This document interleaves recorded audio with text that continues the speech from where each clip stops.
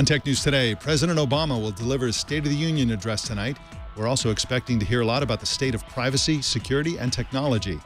Twitter has acquired India's most interesting marketing startup, and is Facebook really good for the economy? Facebook thinks so. It's all coming up next on Tech News Today. This is Twit. Bandwidth for Tech News Today is provided by CashFly at CACHEFLY.com.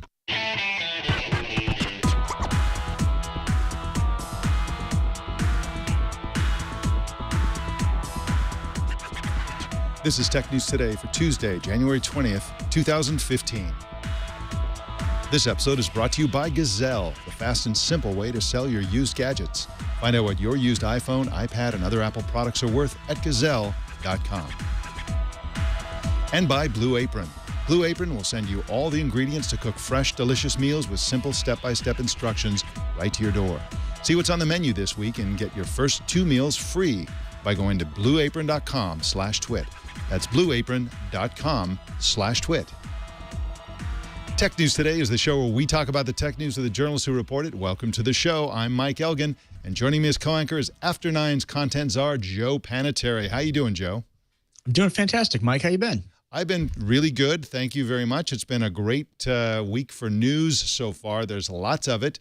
A lot of stuff happening in Europe and in Washington, D.C., and, of course, always lots happening in Silicon Valley. Let's jump right into the news. President Obama will deliver his annual State of the Union speech in Congress tonight, and he'll be addressing a wide range of critical technology issues from privacy to security to internet connectivity. The speech is scheduled for 9 p.m. Eastern. And Joe Panettieri, this is as we watch the State of the Union addresses, I tend to always watch them, I think. They get more and more technology-oriented because of the privacy issues, because of the need for presidents to associate themselves with innovation, and for a variety of other reasons. And, you know, today's speech is going to be like mostly about, to a very large extent about technology. And, of course, the president is going to be sort of spinning his agenda. He's kind of a lame duck president at this point. He can't get reelected, so he's got a little bit more leeway and freedom to pursue a slightly more independent agenda that he's been able to do in the past. It's also interesting now that the Republicans control Congress, so he's got less friendly faces out there in the audience when he's speaking.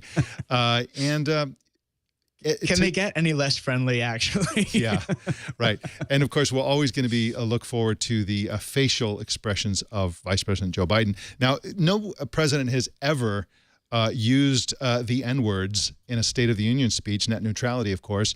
And President Obama is probably going to be the first to bring it up. He's going to bring it up because the crucial vote is coming up. Once they vote on new rules for net neutrality, it could be it. You know, that could be the internet we've got based on those rules. The Republicans, of course, have come up with an alternative that isn't quite exactly net neutrality, but they're trying to head off heavy regulation. What else do you think that the president is going to be talking about today in his speech? You know, I think we're going to see a real emphasis or hear a real emphasis on the term municipal wireless. And it may not be that exact term, but the whole thesis is, can cities and rural areas begin to build out broadband networks if big companies don't do it and don't do it correctly? And, you know, the whole idea is there's a digital divide, not only an economic divide in America, but a digital divide in terms of how good our broadband networks are as you move from one city or one town to the next. So I think there'll be a big emphasis there. And the question is, number one, will cities and towns begin to take the lead on this discussion? And number two, will broadband providers react in a positive manner when the president is pushing everyone for more competition in the broadband area? Yeah, absolutely true. Now, there's been an interesting turn of events that we've covered here on Tech News Today and also on TN2, our evening news program, which is that UK Prime Minister David Cameron called for the ability for the UK authorities, both in the spy agency and also the police agencies, to crack any sort of uncrackable encryption. In other words, to be given front doors or back doors, and to be allowed in and monitor the communication of people within the UK. He called on support by President Obama for that initiative, and surprisingly, Obama voiced some support for that position when Cameron was in town. And now I suspect that President Obama will be talking about that in Congress, trying to essentially, softly maybe, make the case that the police and so on need to gain access to encrypted messages like iMessage, to Snapchat, to all the rest. And if I know the president and the way he does things, he will bring that out, which is a security related issue, and then he'll try to balance that with a ton of things that secure privacy that will essentially be easy politics. He'll be going after things like consumer protection of people who own credit cards, protection of student data, protection of children's data collection, and so on. A bunch of things that are easy for a president to talk about that everybody agrees are good things. And he'll basically say, well, that's my balanced agenda. We want to be able to read everything that anybody says with no possibility of privacy on the one hand. And on the other hand, we're going to think of the children. Well, Mike, you bring up an interesting point, because if you read some of the critiques of President Obama, there are some great articles online talking about the fact that if you were on the campaign trail with him before he ever was elected president, and maybe you were, some people in the room were conservative and some people in the room were liberal, if you listen to that same speech from both sides of the House, it felt like he was appealing to both of you, yet neither of you. So the guy's a master in terms of making his message sound like it's the right one. But then at the end of the day, you're not quite sure how he's going to proceed. So I think that's the big question. How is he going to proceed on privacy, especially when Apple iOS and Google Android are going with built-in encryption going forward, and the feds have been upset about that, and we really haven't heard Obama speak about that. Yeah, absolutely. And I would personally like to see the president back off on the necessity, as he's going to state it, that the government needs to have access to everything. I mean, to me, an encrypted conversation over Twitter, over whatever, over Apple iMessage or something like that, is identical, or at least comparable, to two people standing outside whispering to each other. We have the right to have private conversations no matter who we are. And I think we should also have that right electronically. And I think we need a lot more protection from malicious hackers, state-sponsored hackers, and so on, and a lot less snooping on us, and a lot more protection of the right of people to have private conversations. That's what I'd like to see, personally. Yeah, well, I'm also interested to see, in terms of your thoughts on that defense from hackers. There have been those who've suggested that the NSA and other government programs have spent far too much trying to penetrate other systems, but not enough in terms of trying to defend the U.S. systems. So it'll be interesting to see if sort of like an NFL football team, if we switch from an offensive mode to a defensive mode going forward. Well, just a sec. We got some more news for you, but first I want to talk about Gazelle, my favorite place to sell my old gadgets. I love them because it makes it super, super easy for me to monetize devices I am not using anymore, so that I can spend that money on devices I am going to use. And one of the great things that Gazelle has recently been doing is they will now sell you a device. People have been asking me for a long time, because I'm always telling people about Gazelle. Well, can I, what happens to these phones? Why can't I buy them? Well, now you can. You can buy certified like new or certified good phones. I really like the certified like new devices, because what that means is that the device they sell you is indistinguishable from a brand new shrink wrap device. It's got no marks, no scratches, no scuffs, no wear, no tear, nothing at all. It's like a brand new phone, but it costs a lot less. That means if you have a certain budget for a device, you can buy a better device from Gazelle than you would otherwise be able to buy brand new. And that's fantastic news. You really want the best device, and you want it to be in good condition. That's really what's important. Now, all the devices that they sell have been put through a rigorous 30-point inspection to make sure that they're fully functional, and certified pre-owned devices are backed by a 30-day risk-free return policy. If you don't like it for any reason, just send it right back and they will refund your money. And of course, Gazelle has always been the best place to sell your old devices. Payment is fast, and it's risk-free, and it's trustworthy, and it's, best of all, it's super, super easy. Shipping is free, no hassles whatsoever. Find out what your iPhone's worth. Just take a minute and go to gazelle.com to find out. Well, in our next story, Joe, it looks like Twitter has acquired what I think is probably the most interesting marketing company in India. Absolutely. Twitter has acquired ZipDial. Now, this is an interesting move because it helps businesses to communicate while bypassing or sidestepping data charges. Now, here with the details is Jason Abruzzi, a reporter from Mashable. Jason, you on the line? Yeah, I'm here. Hey, Jason, thanks for joining us. Hey, give us the top level details here. What type of technology is Twitter basically acquiring here? In a way, they're acquiring a company that's figured out a very innovative hack to get around how to get people information without it really affecting their data plans. And it's in a market that is, just a huge growth area in terms of not only adoption device, but how those people are using their devices. So as far as the technology goes, I think you're looking at some people who are looking at technology in another way and figuring out how to kind of do some message and response things, not necessarily even over the internet, but over the available technology. Some people have called it like, a little bit more of a complex version of Yo, in the sense that, it just uses notifications and kind of pingbacks here in the form of missed phone calls to, spur action and communicate information.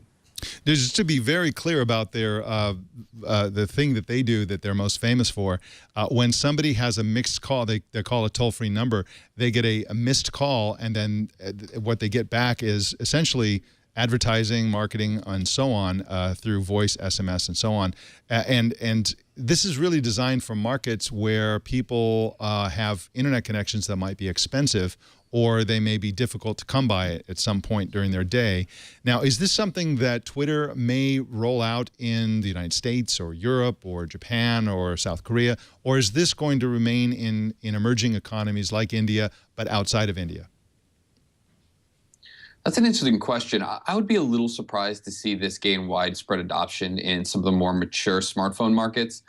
We already use so much data. I can't see the amount that they're saving here really, making a dent in most people's data plans. But if they do figure out a way with this company in conjunction with this company to save people, on their data plans by offering certain services, that's an interesting proposition going forward. But I think primarily this is kind of for that home market of India, maybe some of the other emerging markets where not only are data plans expensive or much more limited, a lot of people are also still using feature phones that, can't, surf the internet or, go find information. They need a way to, request information, get it back in a timely way. And this kind of missed message, text message back type thing, is really simple and really quick, and people, seem to like it a lot. They already have more than 500 clients. This is a company they bought that is relatively, not necessarily mature, but has had a solid amount of success in a short period of time. Hey, Jason, you mentioned those 500 clients. I believe the customer list includes such companies as Disney and Procter & Gamble and companies of that nature. Can you give us, just paint the picture for us, how exactly would a Disney or a Procter & Gamble benefit from this type of technology? Sure. Well, I think one of the really nice things about this technology is that it's personal. These are people who want information about your company or are looking for certain types of information. But even beyond that, the type of data that this company is accruing and the type of analytics they're able to put behind that. If you're a company like Procter & Gamble, who maybe doesn't really understand that local market, doesn't quite understand what customers are looking for, well, you talk to this company and you say, like, what are they asking for about, cleaning products? What are they asking for, about, anything having to do with, cleanliness or personal hygiene or anything like that? You can get that data, and all of a sudden you have a much better guide to what people are actively seeking in information. Then you can use that to kind of inform your own advertising and your own marketing. So, it's a powerful tool, not just for Twitter and for people to, get information, but also for advertisers, in some markets that they're still trying to figure out. All right, well, follow Jason Abruzzi at Mashable.com and on Twitter at Jason Abruzzi. Thank you so much for joining us, Jason. Thanks for having me. Have a good one, guys. All right. Well, the French Interior Minister is meeting today with his German counterpart to get on the same page about pressuring American tech companies. They're going to push Google, Facebook, and others to get on board with European counterterrorism initiatives. One goal is to get them to remove terrorism-related content more quickly. Wall Street Journal tech correspondent Sam Schechner covered the news and joins us now from Paris by phone. Welcome to you, Sam. Hi, I'm actually not in Paris. I'm in Lille, where this conference took place. Oh, fantastic. So just an hour north of Paris. Okay, wonderful. And so so this meeting has already taken place, which is fantastic. Now, it appears that before we get into what actually happened in the meeting, it appears that the Charlie Hebdo terrorist attack is driving the urgency behind this push. The trouble is that the attack is seen as a conflict between terrorists and free speech. Is stronger censorship of terrorist content seen as contrary to the push for free speech? Well, it certainly raised questions among people in Europe. I mean, I think that the government would argue that what they call hate speech, incitement to violence, in their view, is not something that merits protection. Those things are illegal. But it does, for talk to free speech advocates and some tech companies, and obviously they're troubled by stricter rules and obligations to filter content. That's one of the main areas of tension over this. Hey, Sam, can Hello? you talk a little bit about what? Hi, Sam. Sorry, yeah, I'm here. Hey, sorry. Thanks for the thought so far. Can you talk a little bit more about what's actually going on in the meeting? And within those meetings, is it likely that the American side of the table would actually agree to update and or modify laws? Or is it more a matter of the American approach that has to change, maybe not through legislation? Well, what happened here today is that you had a French interior minister and a German interior minister, the two top law enforcement officials from those countries, saying that they want these American tech companies to preemptively filter their sites for content that they might already take down. In fact, they take down large amounts of this stuff. If you express sympathy for terrorists or support for a terrorist act, that will generally get taken down from Facebook or even Twitter. But what they want is, preemptive filtering. That's actually something that U.S. Law enforcement officials have called for as well. So far, there isn't legislation in place to force this, but that's the threat that the Europeans are levying. Now, Sam, there is, I understand, an upcoming French surveillance law in the works. What do you expect to be in that law? Well, another point of tension between governments, and this, isn't only in France. In fact, this is something that's been brought up in the UK and Germany and elsewhere, is the fact that when it comes to anything more than basic surveillance requests, about even people who have been targeted, identified as being implicated in certain acts, the companies usually tell governments and their intelligence services to go ask the U.S. Through things called mutual legal assistance treaties. They want the right to ask that directly, and so that's something that may be addressed in this French law. We'll find out more details tomorrow when the government starts to announce some of the measures that it plans to implement. But they're definitely targeting more access to what people are doing online in their computers. The ability to surveil that is what they want. Hey, Sammy, are you starting to see any of the countries connecting the dots in Europe? And what I mean by that is, in addition to this meeting involving France, over in the UK, we're hearing calls from the Prime Minister for backdoors and special access or front doors into systems. Is the situation or the conversation similar in France, and or do you see multiple countries in Europe unifying on that type of approach? Well, yeah, I'm sorry if I wasn't clear. Yes, this is the same conversation, and okay. This stuff is happening in concert. That's why that we've heard these calls individually from various countries in the past, and a little bit together. There were meetings with some of these tech companies in Luxembourg with top leaders from several EU countries demanding this kind of stuff. The UK's demands have been the most public so far. Now France and Germany are really joining them in demanding this kind of cooperation. And I think that the attacks on Charlie Hebdo have given it new. And also in the Jewish grocery store just outside Paris, have given this new momentum. We'll see how far it goes. We'll see, if it's a political gesture or if there's really going to be a tightening of surveillance laws and an effort to really force greater cooperation from these tech companies. Sam, it seems like every time you're on the show, we kind of have a similar strain, which is that Europe wants the right to do something, and then I bring up the fact. I bring up the fact that if Europe demands and gets the right to do something, then other countries will want the same rights. For example, if the UK and France and Germany and maybe the United States are allowed backdoors into Facebook, iMessage, Snapchat, and all the rest, does Turkey get the same right? Does Iran? Does China? Where does, how does Google, how does Apple draw the line and decide which countries should be given access and which should not? Does that conversation enter into it? The idea that Europe sets a precedent that puts the technology companies in a kind of bind where they have to decide which are the good countries and which are the bad countries? Well, you sound like the people who work at the tech companies. I mean, that definitely enters into the conversation because they bring it up. They say, how are we to decide? Laws are laws. We have to follow laws. And they don't want to be caught in that kind of a situation. In practice, it works out a little differently. There is that problem of a slippery slope.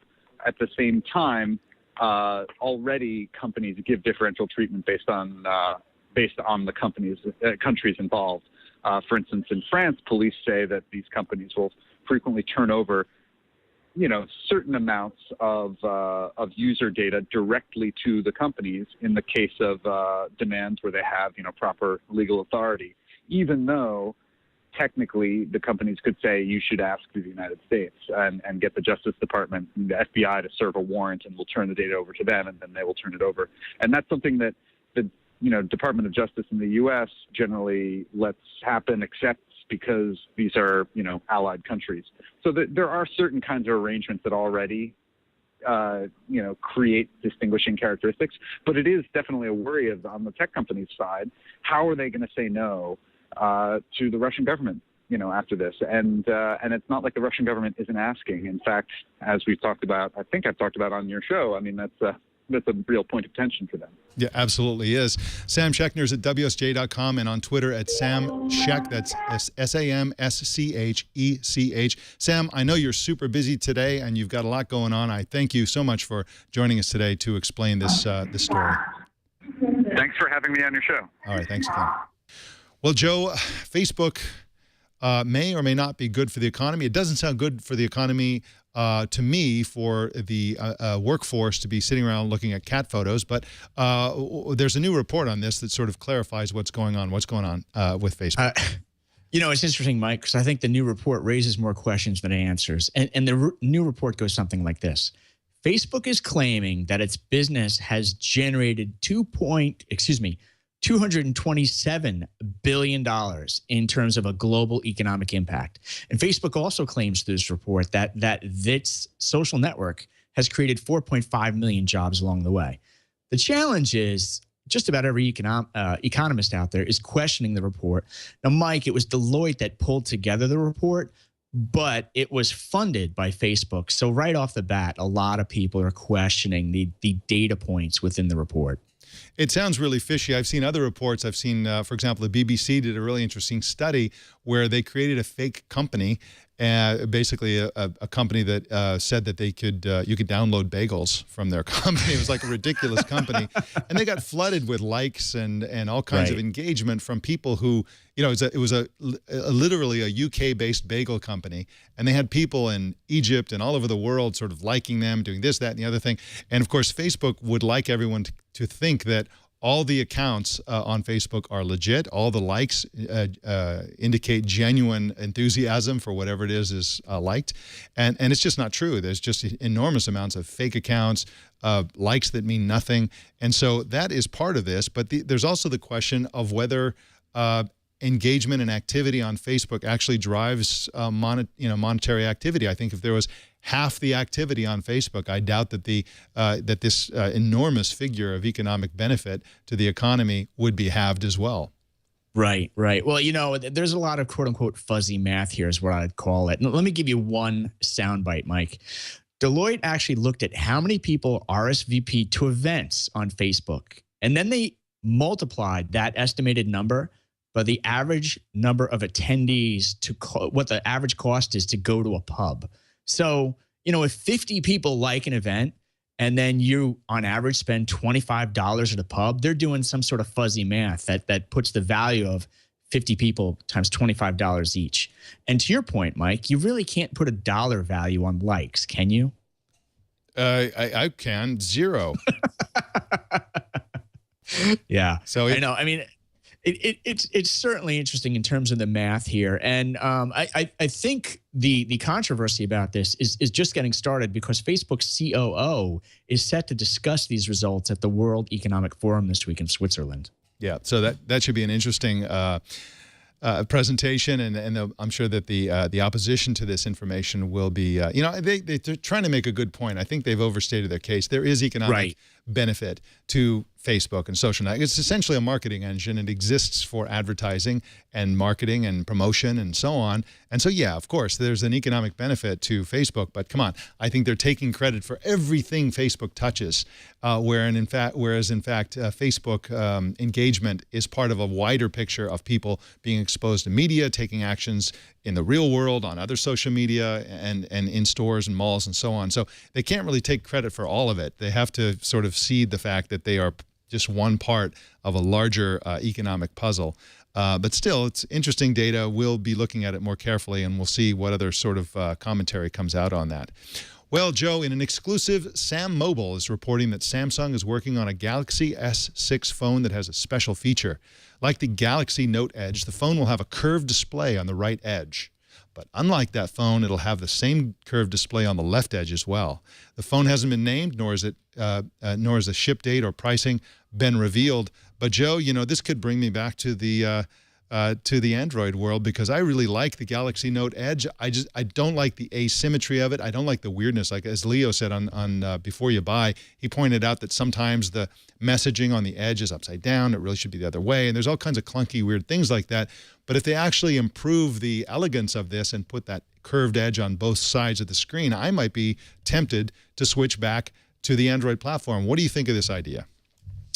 Mike, the big question is how many people are there out there like you? In terms of Samsung knows that the smartphone market in many markets around the world is now saturated, and they're trying to do these what I would call minor tweaks. But in your world, this is a great feature. This is a really important design point. The question is, are there tens of thousands of people like you out there, or are there only a few thousand? And I don't think we have that number yet. You're absolutely right. There's also the case to be made for a kind of flagship, a phone. If car companies, for example, always have like this super amazing car that nobody buys, but it gives a sort of cachet to the rest of the brand. And I think Samsung needs that. They need some really sleek, truly conspicuously innovative phones, because they kind of have a reputation of sort of copying Apple and kind of being a scattershot in their design.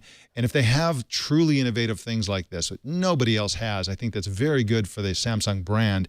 And their brand needs all the help it can get, because they're under pressure from Apple and all the Chinese smartphone manufacturers, which is a long-winded way to say, I don't care, I want one personally.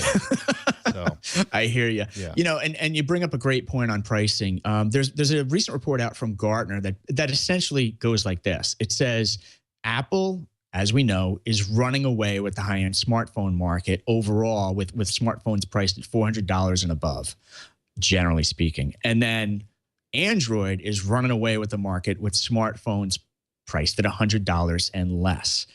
Samsung's got to do something about that. And I think, to your point, Mike, this type of phone may do it. Yeah, very well may. Well, we've been talking a lot last year about the militarization of police, the need for police to have body cameras, and all kinds of technology used by law enforcement. But there is a technology they've been using that is super interesting, and you probably aren't going to like it. Joe, can you tell us what this new technology is?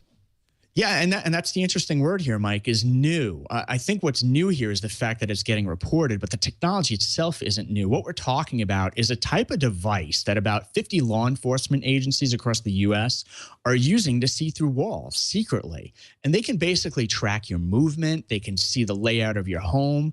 And some law enforcement agencies, Mike, are saying this is really good when you're trying to deal with a terrorist incident or trying to deal with a hostage incident. But privacy advocates are saying, wait a minute, you can use this device without a search warrant? They don't agree with that.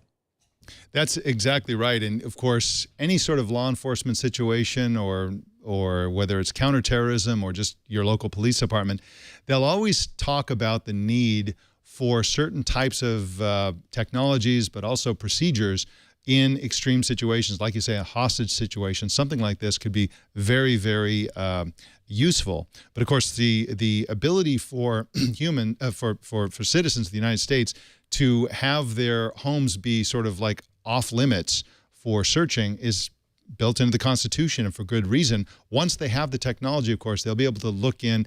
The main thing that this technology can always do, it's not perfect, it doesn't give you X-ray vision, but for the most part, they can tell if you're home. They can tell if you're in the building or not, and pretty much where in the house you are. And in some cases, they can see more than that.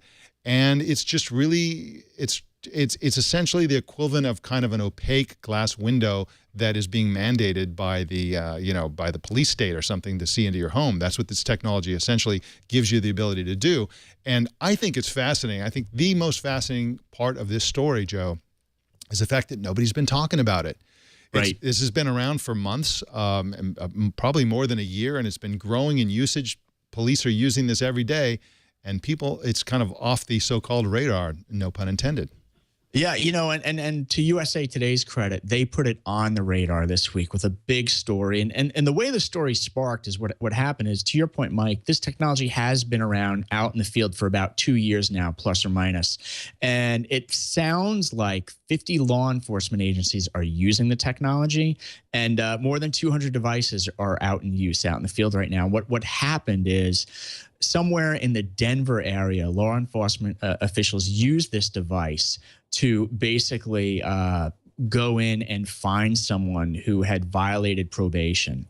And when the judge heard about how the law enforcement agency basically found out or looked through a wall using the device, the judge was really concerned about privacy issues. And now, boom, USA Today is doing a great job taking a deeper look at the privacy implications here.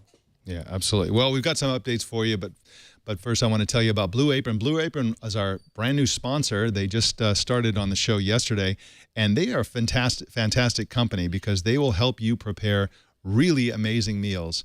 And you prepare them yourself. They're not pre-prepared for you. They send you all the ingredients and nothing but the ingredients and exactly the ingredients you need to prepare whatever the meals are. And basically, the basic way you use this is, for example, in my case, we signed up for the 3-meal-a-week plan. So they send us 3 entire meals, all the ingredients, fresh produce, spices, you name it, everything you need to make a complete meal. And the way we do it at my house is that I do the cooking when Blue Apron is involved, because my wife is like a great cook, but she ends up doing all the work. And so this is a chance for me to give her a break and also prepare a super amazing meal. One of the things I like about it is I feel like I'm like the Iron Chef or something when I do this. The meals come out so well and they're so easy to do that it's like, it's as if I had enormous amounts of experience and skill cooking, when in fact I don't. I mean, I can make toast, I can make cold cereal really well, but I'm also now making really amazing gourmet meals. Now, the other thing that's really cool about Blue Apron is sometimes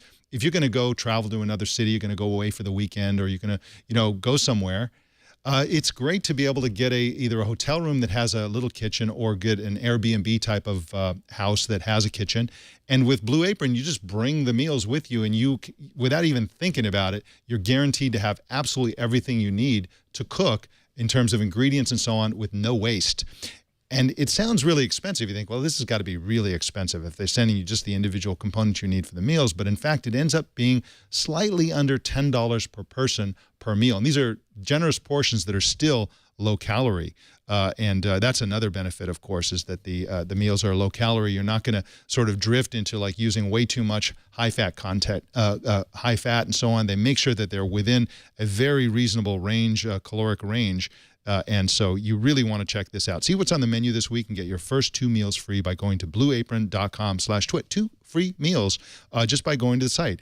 And again, that's blueapron.com. You have to enter /twit at the end. And we thank Blue Apron for their support of Tech News Today. Check it out. It's really cool.